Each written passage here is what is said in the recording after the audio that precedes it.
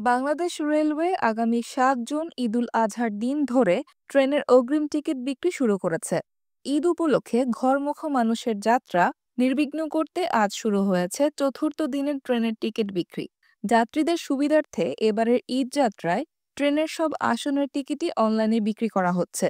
শনিবার সকাল ৮টা থেকে বাংলাদেশ রেলওয়ের পশ্চিমাঞ্চলের ট্রেনগুলোর টিকিট বিক্রি শুরু হয়েছে।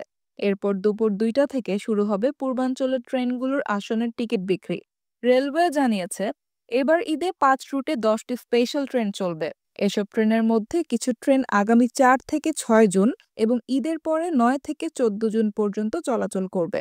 এছাড়া ঈদের দিনও কিছু ট্রেন চলবে। স্পেশাল ট্রেনের টিকিট স্টেশনের কাউন্টার থেকে পাওয়া যাবে, অনলাইনে বিক্রি হবে না। এছাড়া এবার ঈদে ৪৩টি আন্তনগর ট্রেন চলাচল করবে সারা দেশে। এসব ট্রেনের মোট আসন সংখ্যা প্রায় ৩৩,৩১৫। এর বাইরে প্রতিটি ট্রেনের ২৫% স্ট্যান্ডিং টিকিট বিক্রি করা হবে স্টেশনের কাউন্টার থেকে এবং রেলওয়ের ওয়েবসাইট থেকে সহজেই যাত্রীরা টিকিট সংগ্রহ করতে পারবেন।